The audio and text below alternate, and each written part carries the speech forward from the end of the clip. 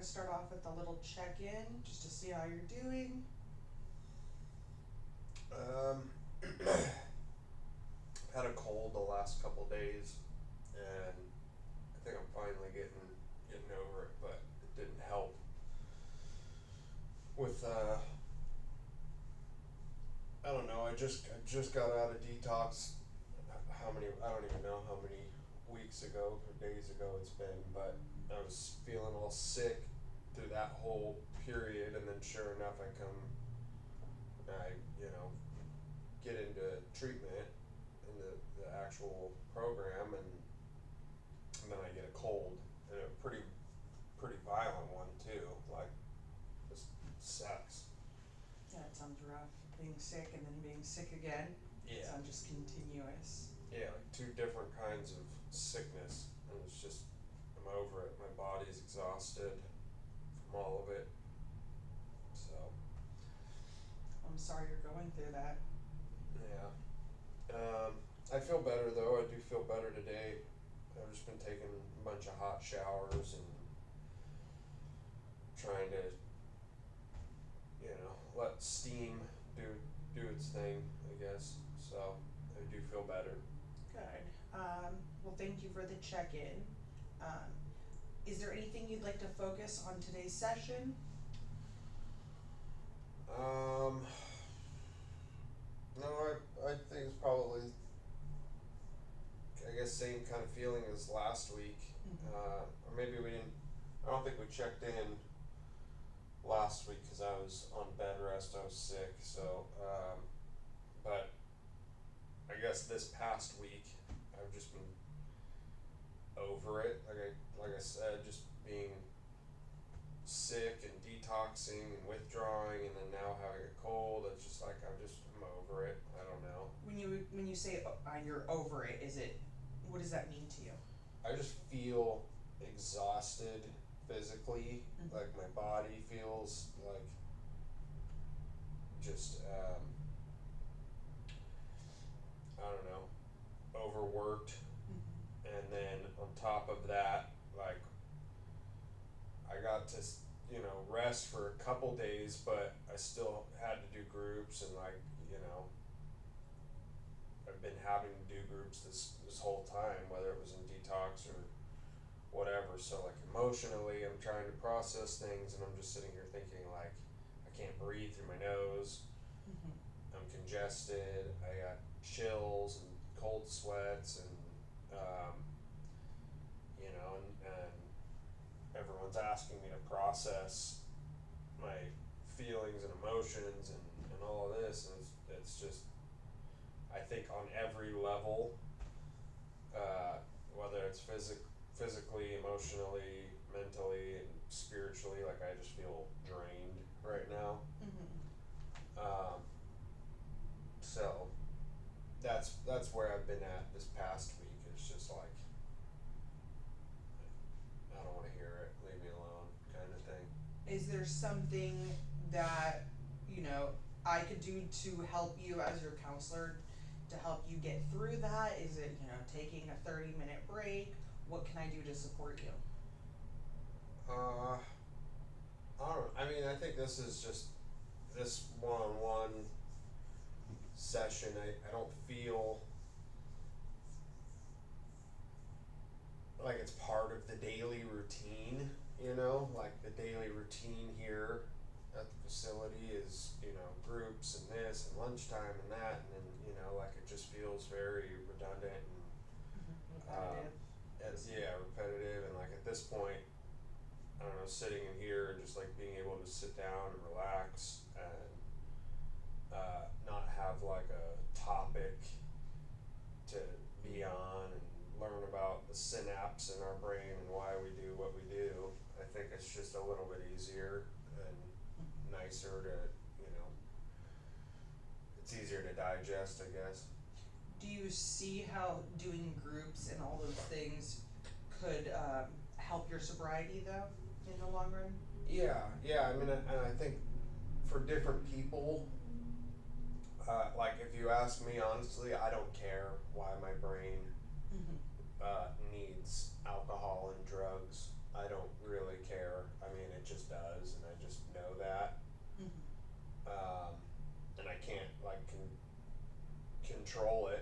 myself, you know, it's a problem, but some people, I can see how they need that to latch on to, and they say, well, the reason I do this is because my brain is, you know, chemically different than you know, like, and they need that information to, I guess, connect the dots for their past behavior. I don't know, but I see how it's beneficial. For me, it's just like, it's good to know, and I'm sure I'm in the same category, or, you know, my brain is different too, I guess, the way I think, but I see how it could be beneficial. Well, it's amazing that you can see how everyone learns differently and how everyone processes things, and be open and willing to let them do that. Is there a certain way that you believe you process things? Like, is it through activities? Is it through what kind of groups? What works for you, do you think? I guess, I'm pretty, I do like structure, I do need structure, I find that times that I've tried to get sober in the past, having a pretty tight ship, you know, everything is consistent. I do find that I operate better under those conditions, cause I can fall into the program of it a little bit, and I know, like, okay, now we have this, now we have this. It leaves me less time to sit with my own thoughts, when we're doing groups and lunch and like all of that. You know, I'm really just whining about it right now. Like, it's just after detox and the sickness, I'm just, I don't know. I wouldn't say you're whining about it. You're here. We're here to talk about your feelings and what you're going through. That's your purpose of being in these rooms, is to share. Yeah, I don't know. I think as far as like individual groups go, I don't like to sit and talk about individual things. Like, I guess as an example, learning about how the brain works, that's just way too complex for me. So like, I'm completely checked out, I'll be honest with you. Every time we do that group, however many times a week, I'm completely like not engaged. But say something like, you know, when we go out to an AA meeting or whatever, and I'm hearing other people that, you know, had a similar story, and they got sober, and I'm listening to them, and they're laughing and like almost, I don't wanna say glorifying, but they're talking about these things, and they found a way to laugh about some of the darker things that they've experienced, and they found a way. Like, it just says that they've accepted it, and it is what it is, and that you can only grow from it or let it kill you. And like, Do you like to relate to these people? yeah, I relate to a lot, if not all of them. I think it's a different setting, right? Like, these, as far as I know, right? I don't know if any of them are in sober living or in a program of their own, but like, I assume most of them they've either done what I'm currently doing right now in treatment, or you know, they got sober with a sponsor and did what you guys suggest we do here,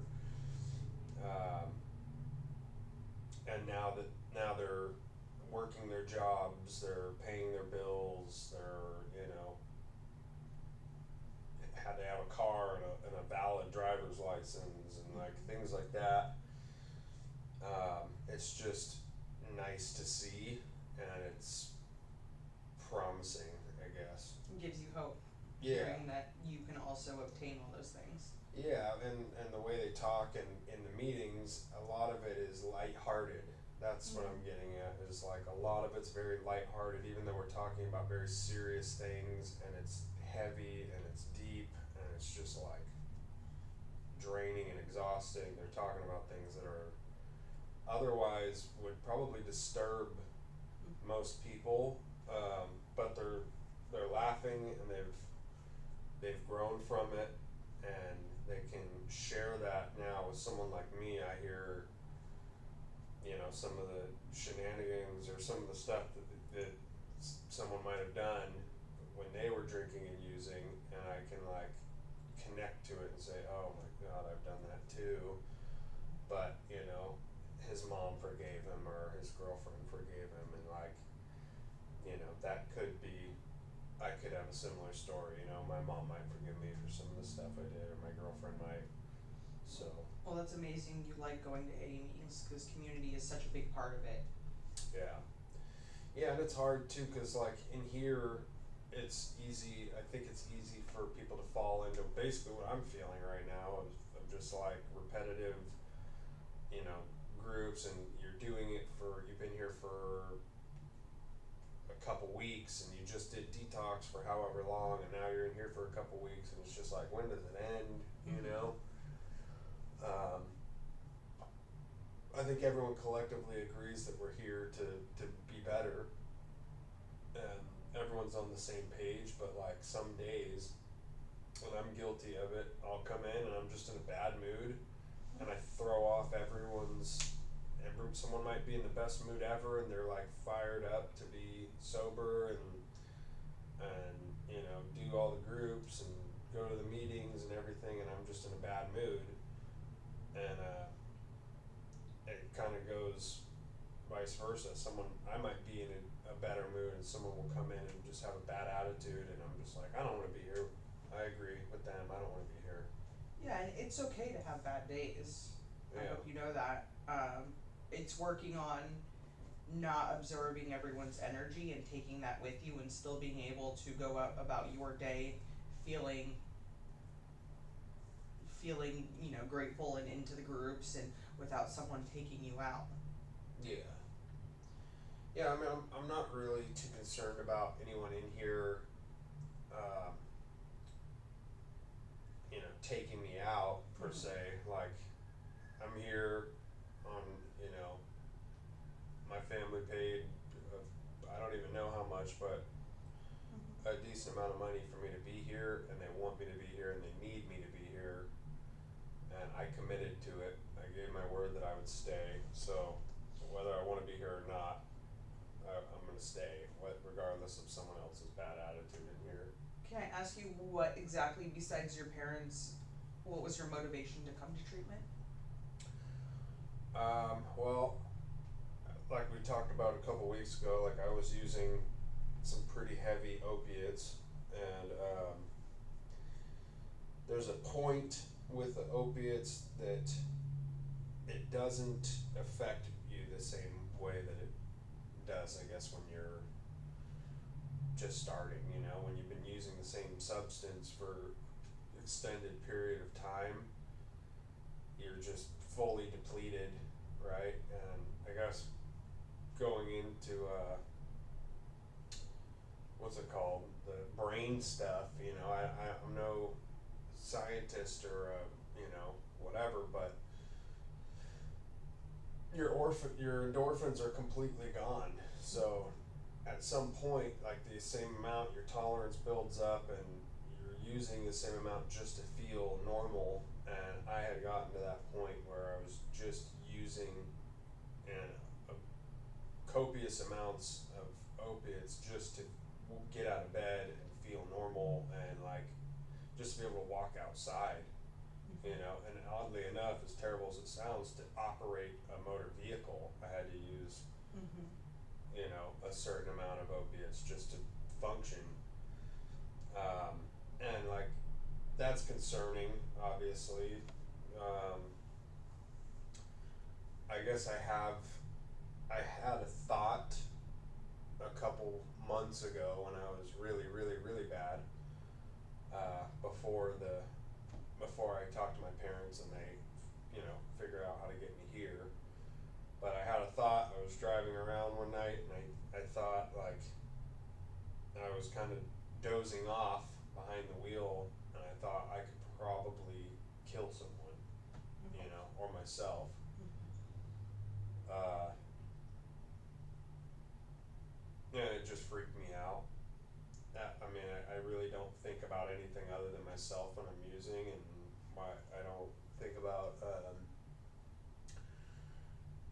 someone else that's driving around, but that thought just kind of really freaked me out, and I thought I could blow through this red light and kill someone right now, with how bad of shape I'm in.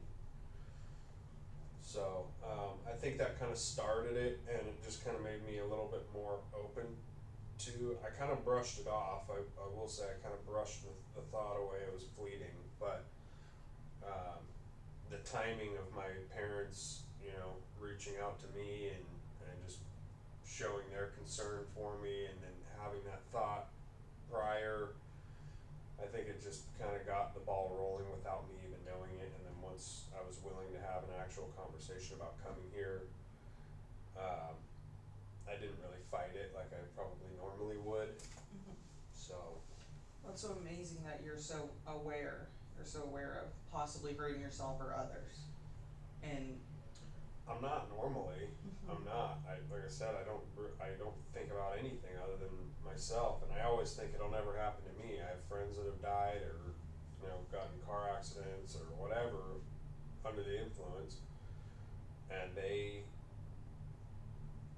I don't know. I hear about it happening, or I see it happen, and I think, well, that's not gonna be me. So, sucks for them. I mean, what do you think made that change of not care, or like not like thinking that was gonna happen to you versus being aware?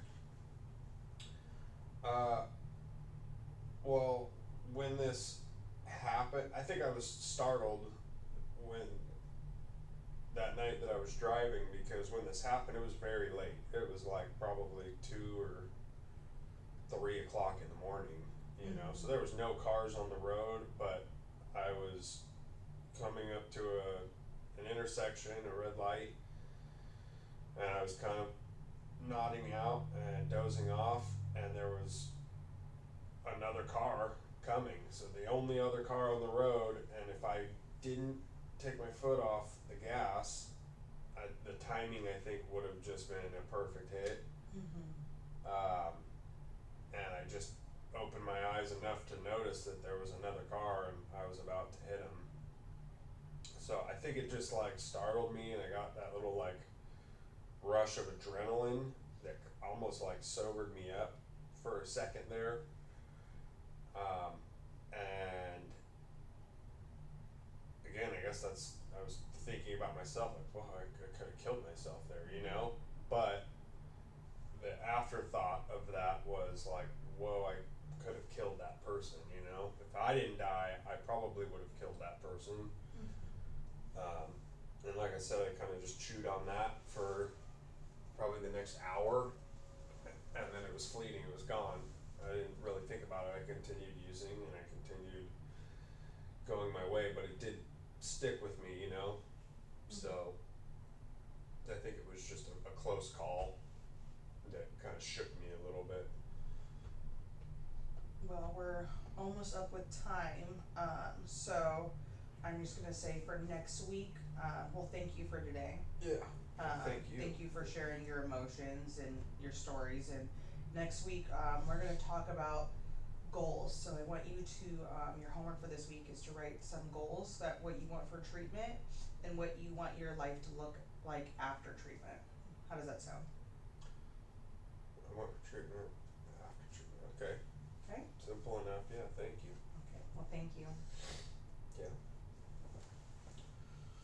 How many minutes that was?